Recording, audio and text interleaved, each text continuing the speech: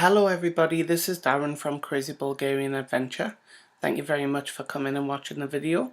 This is the second vlog, and what I wanted to do today was just to give you a little bit more information about why we moved to Bulgaria and what it's all about, basically.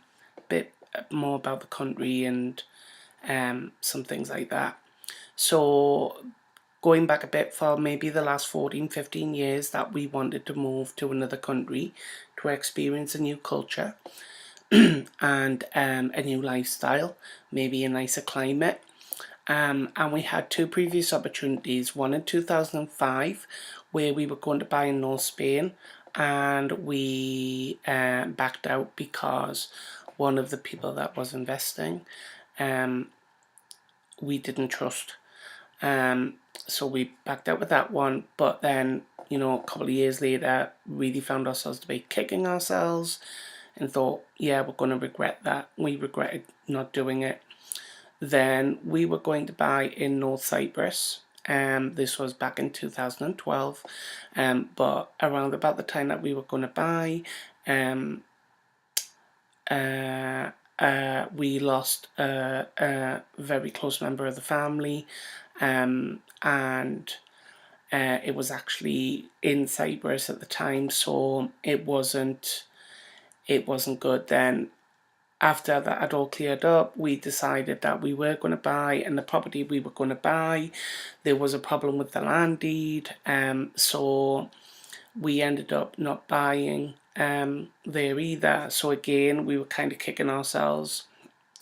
And in the space of all this happening in the last 10 years, I've kind of kept an eye on Bulgaria, because when I first started looking, property was very, very cheap.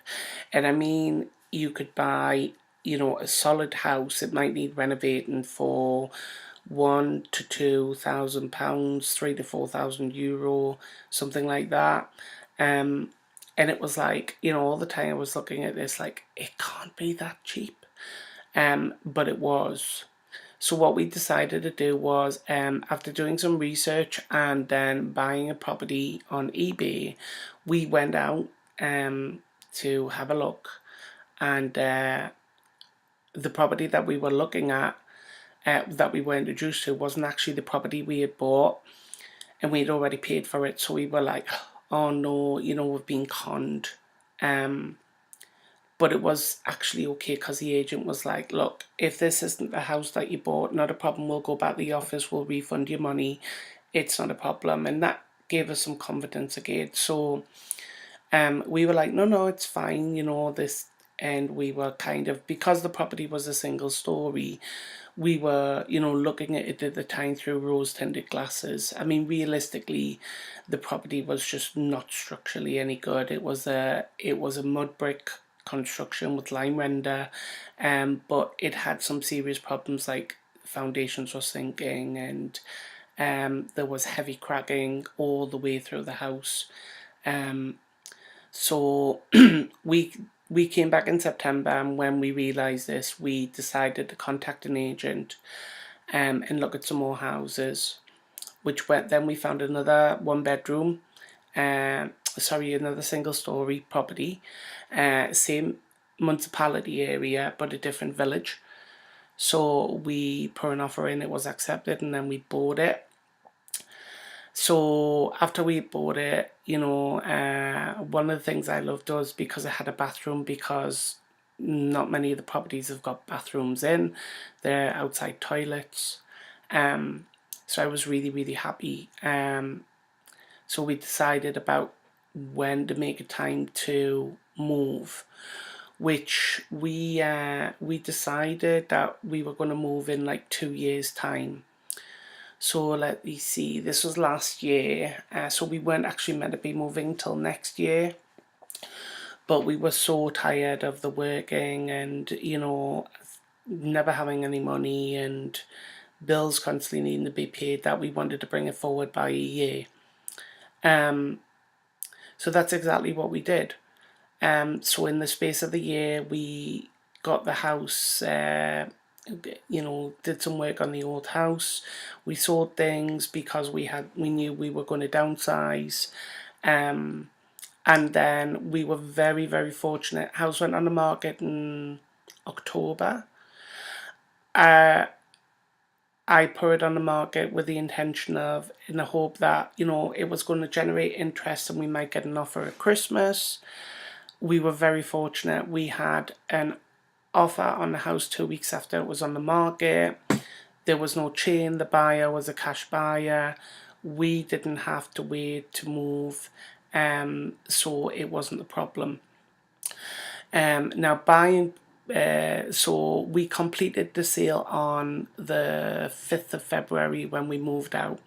Then we spent a little bit of time with the in-laws because here it was winter time, snow was on the ground, and we really didn't want to do a move in the middle of winter. Sorry if you can hear that, by the way. That'll be Petco, the next door neighbour, going past on the tractor. So we were very, very fortunate about getting a buyer for the house. There was very little problem with the sale. And again, it's like buying over here, because you can buy properties with mortgages, but those will probably be more expensive. I'll talk about that in just a little bit anyway. We moved on April 3rd. We drove over with the dogs, and we went from the northeast of England. We drove down to the Channel Tunnel.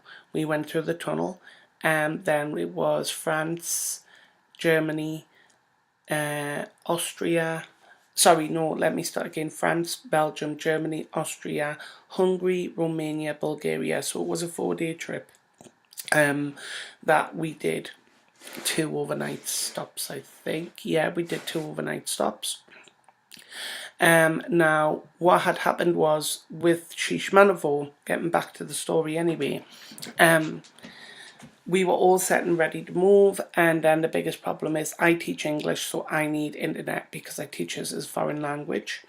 Now, agents will tell you that all villages in Bulgaria have internet, and yeah, that's probably true. What they don't tell you is that the internet isn't always a fixed line internet. Sometimes you can only get it via mobile or satellite. And that just wasn't an option for me, because there's a data allowance, and once you hit that data allowance, the speed is stopped it to go very slow. So it just wasn't an option for me. So then we had viewed this property. It must have been about 2 years ago. And it was always kind of, we knew it was always for sale because it was a friend's property. So because the time was getting so close, we needed to look at another property. So we contacted our friend and asked if this was still for sale, and they said yes, and we arranged a deal. And it's actually worked out really well. I really like the town. It's got a lot more shops than what the one at Shishmanovo has, so it's easier to get things, you know, whereas there is one shop at the other village, and it does a really, really small selection of things, so you would have to go to a larger town, you know, in order to get like some major supplies that you needed. And in wintertime, that's just not feasible, because you know, you don't want to be going out there when it's heavily snowing. So it's actually worked out quite better here. And that's how we've ended up buying the house that we've got now. If you were looking at buying a house here, there's literally lots. There is lots and lots and lots. My advice would be, if anybody were thinking about coming over and living in Bulgaria, the best thing to do is to come over and look at some areas. Time and time again, I'm seeing on Facebook people who are like, oh, I really want to look at Bulgaria, where's the best place to move to, blah blah blah. What's necessarily good for one person isn't as good for everybody else. So, for instance, a lot of English move to, or English speakers or expats will move to places like Veligo Tarnovo or Burgas, which is Sunny Beach, the Black Sea coast. Beautiful places. I'm sure nothing the matter with them, but bearing in mind that the cost of living will be higher. I'm going to go through another separate video actually about cost of living, just to give you guys an idea, but the cost of living is a lot less than what it is in the UK. I'll give you one example. In the UK, before we moved, we bought all the plumbing equipment that we needed for the house. Now, the pipe work is, over there in the UK, is 15mm.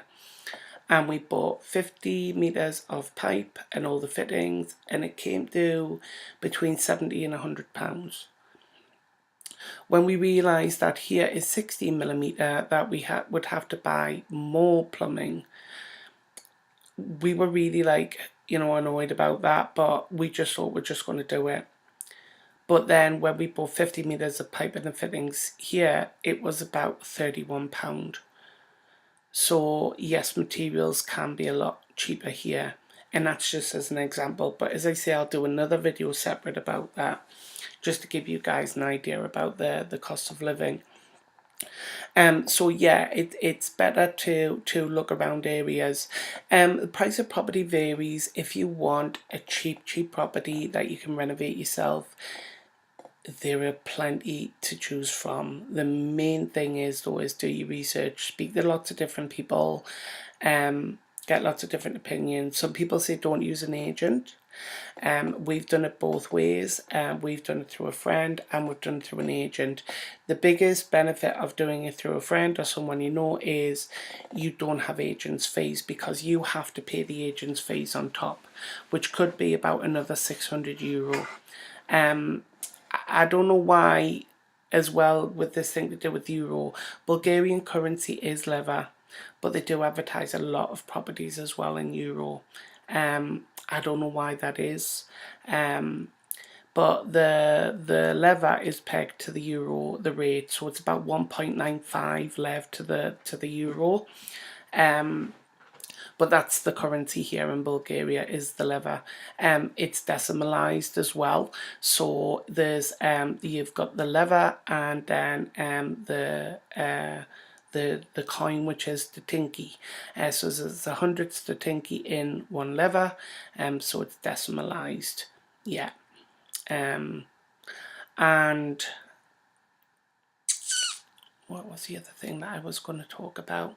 I'm sure I've probably forgotten. No, it was mainly the next video, which was going to be about cost of living.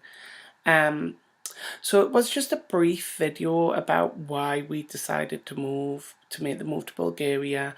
So I hope that you enjoyed it. I hope it managed to answer some of your questions. If you do have more questions about it, please feel free to type in the comments box below, where I'll be more than happy to answer them. We are also on Facebook, which you can like our page, facebook.com/Crazy Bulgarian Adventure.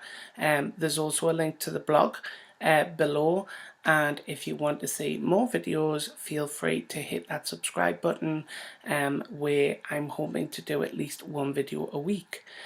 So that's everything that I can think of for now. I must go because I have a class scheduled in half an hour. Oh, that's another thing I'll do on another video, is about how much do you need in order to survive. So that'll be coming up in the future as well. Okay guys, that's everything that I can think of for now. Thank you so much for watching the video. Until next time, this is me signing off. Bye for now.